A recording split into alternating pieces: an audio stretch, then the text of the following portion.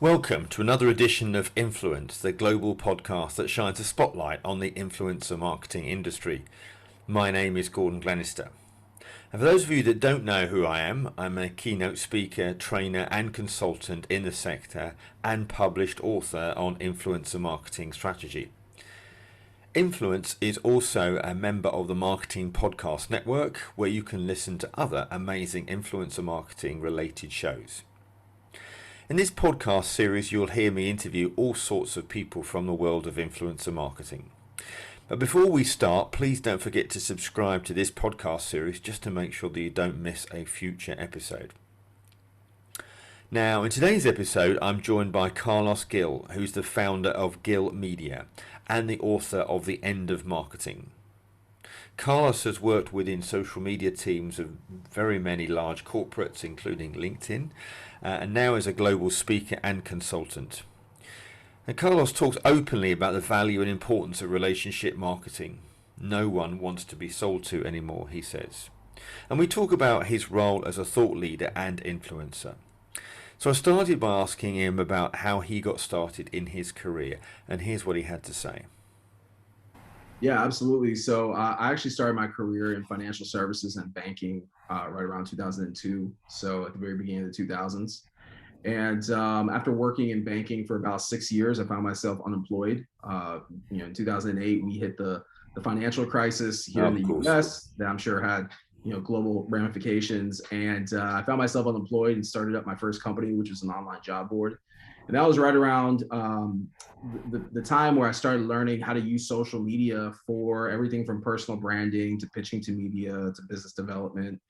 And after really dominating the social media space for a period of about 3.5, 4 years, I went to go work in corporate marketing. So I was hired by a supermarket chain here in Jacksonville, Florida, by the name of Winn-Dixie. They're one of the largest supermarket chains in the Southeast US. And I was hired as their first corporate head of social media, which was a great experience. It really taught me how social media within the inside of $1 billion corporation really affects or impacts the business.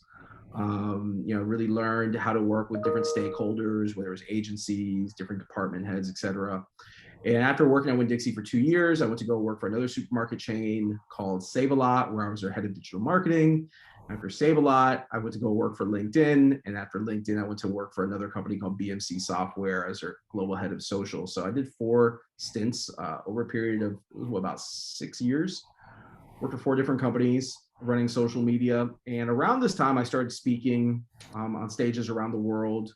I started contributing a lot of content on YouTube and writing a lot of content around social media thought leadership. And a lot of the lessons you can even find in my book, The End of Marketing, they were related to how to humanize your brand by being less a brand, be more of a human, be less a marketer, be more human. And what I really mean by that statement is don't come across as being salesy, because the reality is no one likes to be sold to. Instead, be where your customers are, engage with them, have a presence, in the conversations that they're having in. It doesn't always need to be about the brand. And that's one thing that corporate America made me realize early on as an employee, that corporations are selfish. And what I mean by that is they want all the attention to be put on them. They believe that because they have brand equity as a $1 billion corporation, that customers just automatically are going to flock to them on Instagram or on Twitter, on Facebook. And I realized it doesn't work like that. You need to work very hard to build a community, which is what I've really spent the last 5-6 years doing. It's just teaching marketers that work for brands, teaching small and medium businesses how to build community one person at a time. And yeah, it's gone very, very well for me. Like I said before, I've spent the last 5-6 years now working independently. I've worked with some really big brands, from DocuSign to Western Union to Hertz Rent-A-Car. I do a fair amount of public speaking. Come out now with a first and second edition of a book. And I do a good amount of influencer marketing as well, both as an influencer as well as a strategist. Oh, it's amazing. And so when did you launch the book again? So the first edition for The End of Marketing came out in October of 2019. It was about 6 months before the COVID pandemic shut everything down. The book sold very, very well throughout most of 2020. I think a lot of that had to do with the fact that people were at home, they were reading more. The book itself, being called The End of Marketing, takes very much like an apocalyptic theme. The first line of the book is that marketing is dead as we know it. Yeah. And I just came out the second edition of the End of Marketing just a couple of weeks ago. So end of October of this year, 2021, and the book itself is an updated version. I call it the COVID edition of the End of Marketing. Studies and examples of how brands have had to thrive and pivot through this period, but also social media. The beauty of it of this space is that it's always evolving. So Mm. all of these channels are constantly evolving. They have new features. There's new ways that people are using them. When I sat down and wrote the first edition of the End of Marketing, which was right around the beginning of 2019, TikTok was still relatively new. There was no Clubhouse. There was no Twitter Spaces. Heck, a year from now, I think we'll probably be even ready for the third edition of the book. Just seeing how crypto and NFTs and Web3 are taking off. So again, needless to say, we're in a space that's constantly evolving. And Yeah. reality, Gordon, is that as people and professionals, if we don't evolve with these mediums, our brands are gonna really cease to exist. Oh, absolutely. I couldn't agree with you more. I mean, I'm just interested to get your perspective on the different generations as well, because I think, so often it's the young people learning from their elders, but I think when it comes to social media, it's the elders learning from young people, isn't it? It really has been quite a generational shift where people are now checking you out on Instagram, not just as an individual, but your business. And if you don't have a social media footprint, then I think you're missing out. And those brands that are really leveraging it and using social media, not just as a broadcast medium, but one in which they can convey research, they can understand a lot more about how their audience is using their brands and talking about it. I think it is amazing. And I watched a piece of research recently which said, I think it was Gartner, I can't remember, but amongst millennials and Gen Z, they trust traditional advertising to the tune of just 1%. 1%. So, in other words, they will more likely get their news, information, advice, and knowledge about brands from other people. Well, the key, one of the things that you said, because we say this as thought leaders a lot, is that you have to be on social media. You have to have a presence there. Inevitably, if you don't, how are people going to be able to find you? And one thing I want to expand is that there's a difference between being on social media and being on social media and doing it really well. Mm. So just being on social media isn't going to do really anything for your brand. On the contrary, it can hurt your brand a lot if you have a presence, but you're not actively engaging, if you're not using it to build a community, if you're using social media just as a medium to sell, people are going to tune you out very quickly. And it shows, right? If you go to a brand's, let's just say their Instagram account, and every single post is an ad, and it just looks like a billboard, people aren't going to want to engage with that. There's no community building whatsoever. But if you're using social media as a place, for example, like on Twitter, using it as a search engine to see what consumers are speaking about and following them, which is something that brands don't really do. Instead, they want others to follow them. But if you use as a medium to really listen and then react and then engage, then what's going to happen is consumers are going to say to themselves, aha, like I really love Nike as a brand already, but now Nike's participating in conversations and discussions and forums that are relevant to me. So that really shows that Nike's really cool as a brand, or the people Yeah. that work for them are really cool. I want to go follow this brand because there's something of value. And an example that I speak of a lot is Wendy's, which is a fast food chain here in Mm. the States. I don't know if they're over in Europe where you're Yeah, at. yeah, yeah. No, I know Wendy's very well. Yeah, yeah, yeah. People love Wendy's because the manner by which they post doesn't sound like an advertisement. It doesn't sound robotic. The way that they post sounds very much like a human being with Mm. posts. Like they're snarky, they use slang, they're tapped into pop culture. Like that's what consumers have come to expect from brands. Like you said before, a statement along the lines of like it's the elders learning from the young people. And that's such a true statement. Like I am an older millennial, I'm close to 40, but I learn a lot from my kids that are teenagers. In fact, Absolutely. like the early days of Snapchat, I learned a lot about Snapchat just through my own kids, seeing how they've used it. TikTok is one of those mediums that, pre-pandemic, I thought there was no value in Snapchat whatsoever. I'd seen my kids on there doing dance challenges. boom, as soon as the pandemic hits, people are locked up. I'm seeing that a lot of dance challenges that people were doing on Instagram had originated on TikTok. So again, there's so much that we can learn from younger generations to just seeing their own behavior. And like, let's not lose sight of the fact that someone who is 16 years old today that might not necessarily be your target demographic as a customer, 5, 6 years from now, it's gonna be very different. That person's gonna grow up. And if you're able to tap into their space digitally where they hang out now, then essentially you're able to create a customer for life. Yeah, no, absolutely. I agree. I agree.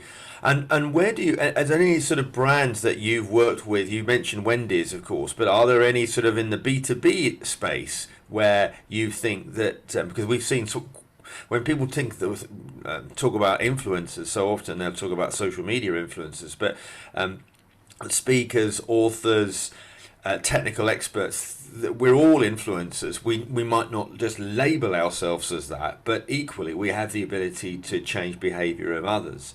And I've been particularly interested in seeing the growth of this media a lot more, particularly as you mentioned your background in financial services and now starting to use thought leaders in a different way. What's been your experience around that area, particularly around building brands, building relationships? There's a couple things that come to mind. One, when I worked as a global head of social for BMC Software, we had a really good employee advocacy program. And oftentimes we don't think of employees as being influencers, but the reality is that every single person that has a presence in social media is influential to someone. Chances are Of course. the person that has 150 Instagram followers works at a company, and those 150 followers are probably colleagues. They're probably a mix of friends, family, people they maybe went to college with or high school with. So we all have influence, so to speak. I think oftentimes that as marketers, we're selfish beings and we only want to work with people that have thousands, if not hundreds of thousands or millions of followers. So we perceive those people to be influencers, and we disregard the people that have less following but are still influential. So at BMC, we had a robust employee advocacy program where we had a platform that employees would log into. They'd be able to share everything from blog posts to white papers and ebooks and all the sales material that our sales team was already equipped with to be able to send to prospects. Employees, whether you were someone like myself that worked in marketing, whether you worked in HR, whomever you were, wherever you sat in the org chart, you had access to that content to be able to share. Mm. And that was a very successful program while I was employed there. The other example that comes to mind is DocuSign, which is also a company I've had an opportunity to work with as a client, as an agency, and DocuSign being a client. So DocuSign's done a really good job around branding its executives as influencers as well. And again, we often overlook executives as being influencers because they don't necessarily have the following that a social media influencer would have. But an executive, and when I say executive, I'm talking about like a C-suite executive at a corporation, especially a publicly traded corporation like the size of DocuSign. These people are wildly influential. And very much influencers within their own circles offline. They're influencers within the business community, venture capital community, et cetera, et cetera. I could go on. So if now you give them a megaphone where they're already representing your brand as the face of your company, whether they're a CEO or CMO, and you give them now a megaphone being a Twitter account, now you're able to shine that spotlight on the executive and actually increase their influence just in a different medium. So Yeah. I think again, like in the B2B world, we need to think less of working with like your average analyst from Gartner or an author, even like myself. And you really need to look from within, and you need to identify, how do I turn my executives and how do I turn employees that work at my organization into not just the faces of my company, but influencers for my company as well. Oh, I love that. I mean, I totally agree with you. I think the challenge that I have heard from people is they want to be influential, and maybe a thought leader, but they don't want to be termed influencer.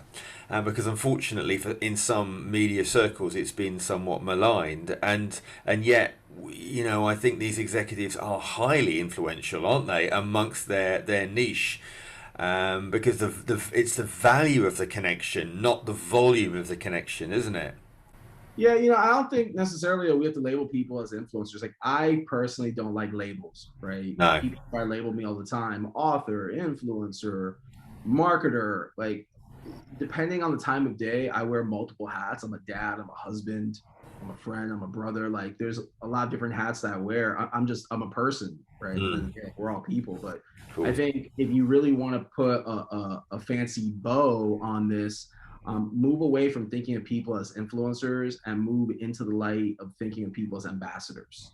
So it's really the same thing. It's someone that represents your company or your organization. They have a voice that they speak on behalf of your company.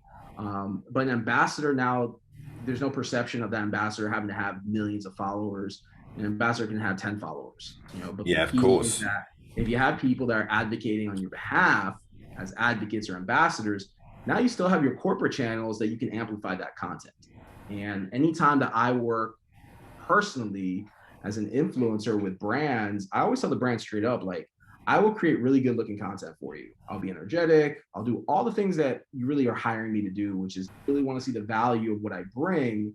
I'll post it on mine, but you should repost on yours or you should retweet on yours and amplify, as opposed to what most brands do, which is they just want people to talk about them, but then they won't amplify it and increase the reach of that post. Yeah. And do you find when you're speaking to brands, you're having to do quite a lot of education back to Yeah. them to say to them, look, I hear what you're trying to do, but can I suggest we do this? And so that, and this is, I think, where the sort of collaboration can work really well when brand and influencer are really talking early doors rather than leaving it so late and just thinking as well, we've got all this content, we just want you to promote it, and it has nowhere near the same impact, does it, as when you're involved in the early part of that conversation.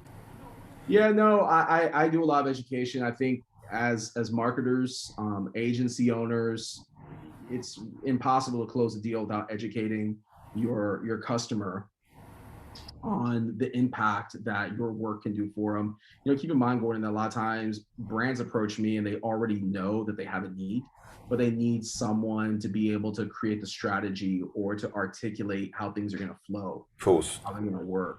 Yeah. So, I would really say 90% of the job that I do is education focused, hence why I wrote a book, hence why I'm a public speaker, because I really have a passion for education. Yeah. And I often say this to junior level marketers too, when they see me speak at conferences. The reality is that unless you have the budget to bring me to speak to your boss, which is not going to happen 90% of the time, I wish it would be more than that. But as a speaker, I have a very short amount of time to no pun intended, teach someone how to approach and educate their own bosses.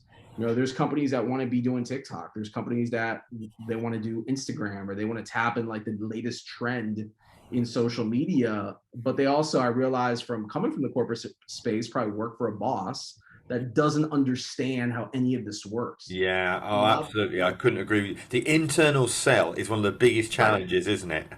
Right. A big struggle that I had early on in my career was just that. In 2012, 10 years ago, social media was still relatively new for brands. So while I was gun ho and I was all over all these mediums, good luck 10 years ago trying to sell a CMO who's running a campaign and spending millions of dollars on TV and print and outdoor media. Good luck trying to convince them to give you $1,000 to do a Facebook ad. It doesn't happen. But oh, how the tables have turned. The tables have turned. And look, and social media hasn't really changed much since then. Like, that's besides the platforms themselves kind of evolving and changing. You've got some new players. Social media and how we use it hasn't really changed. 10 years ago, I could still use Facebook ads to target who I wanted to reach. I could still retarget who I wanted to reach. Like, that aspect hasn't changed. What has changed is that there's more awareness, there's more appetite. So because of that, you need educators, just you and I, to be teaching people on the front lines. And when I say front lines, I'm talking about the junior level marketers that work inside these brands. Our roles is to teach them how to go to their bosses and ask for budget, ask for 100%. headcount, Yeah. ask for a trial. One of my favorite things I used to do when I worked in corporate was, if I wanted to do something, I would ask our CMO or I'd ask my boss, like, hey, let me do a pilot. Give me 90 days to try something out. If in 90 days it doesn't work out, then we cancel it and we move on to the next. Mm. Um, Fortunately, I'm on the side now where, and this is like really weird how this happens, where because I've written a book, because I've worked with a lot of different brands, now there's like an established credibility that I didn't have when I worked as an employee at some of these different companies. Whereas now, if I just say to a CMO, like, hey, I really think you guys should do this, they're like, all right, we're on, train my whole team, like, no questions asked. But that's again, I'm sitting on a very different side of the tracks. If you're in house, it's more of a kind of a tug of war or power struggle, if you will, to convince different leaders within an organization as to why you should do one thing versus another. Yeah, yeah, no, I absolutely agree with you. Perhaps you could sort of share a few of your tips and advice to your, if you were your former self now, looking back those years, what sort of advice can you share with somebody hot on the trails of you now that you might like to that they you can share with us? I think, so it's funny because in my book, Under Marketing, I share examples from when I was younger in my career. When I say younger, I'm only going back 10 years, right? So 10 years ago, the mistakes that I would make in trying to sell a $1 billion organization, I would try to sell the value of social media. And back then, it was just more so Facebook, Twitter, and Instagram. And I think much of where I had struggles in getting my message communicated effectively was I would read an article on Mashable or on TechCrunch, and I would like immediately shotgun email a bunch of people within the marketing organization, or I'd like go knock on cubicles or knock on desks, be like, hey, like I see this brand is doing this, we need to do this, like we need to do it like yesterday. And I'd always be met with resistance. And what I've learned over the years is like there's a finesse to getting to what you want, and it's all the delivery of how you present. Mm. People, when I say people, in loose air quotes, executives and professionals at corporations, they are used to being presented information very differently than like a young, spunky millennial telling them you got to do this.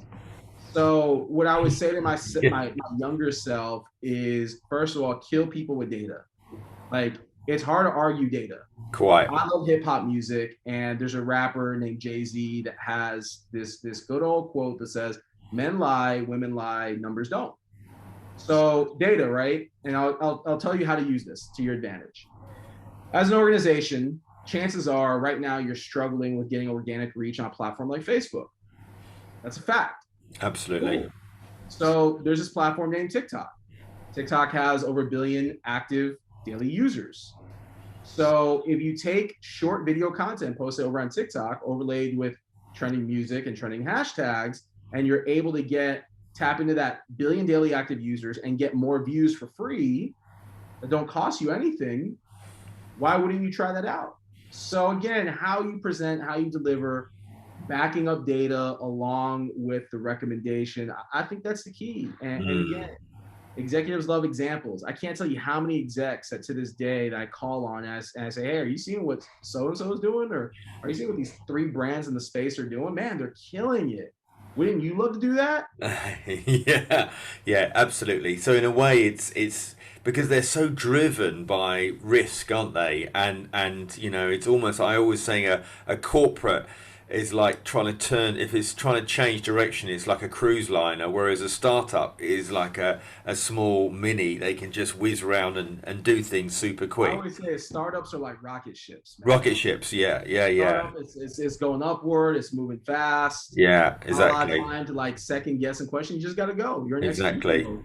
yeah. Whereas a corporation is like a very slow moving, I think you said cruise ship. Cruise ship or cargo ship, you know, something that Smooth takes sailing. 13 miles to stop, you know. Smooth sailing. There's a lot of Yeah, passengers on board. yeah, People are following the itinerary. They're doing as exactly. they're told. Yeah, I love that. yeah. I'm gonna start using that analogy. Well, I have to say it's been a pleasure as always. I mean, we of course met on another webinar, and I enjoyed our conversation there, and I've enjoyed it again today. So, if people want to find out a little bit more about you, Carlos, how can they do that? Yeah. So you know what? If you want to learn about me, do this. Go to Amazon, look up the end of marketing, or you can go to bestsocialmediabook.com to get yourself a copy of the second edition of the End of Marketing. You can also follow me on Instagram and on Twitter at CarlosGila83. Awesome. Lovely. Thank you so much again for taking the time out today. That's it for another edition of Influence. Don't forget to subscribe to the show and give me your feedback, gordon@gordonglenister.com, or you can follow me on LinkedIn, Facebook, Instagram or Twitter, where you can also ask me a question. If you're able to give us a 5-star review, we really do appreciate that too. And if you want help in creating an influencer marketing strategy, or you'd like to join the Influencer Marketing Roundtable weekly event, then do head over to gordonglenister.com. And if you want to find out more about our shows and others, go over to the marketingpodcastnetwork.com. You might like to check out Jason Fall's Winfluence podcast as well. Thanks as always, of course, to my producer Neil Whiteside from Freedom One. And until next time, from me, Gordon Glenister, it's bye for now.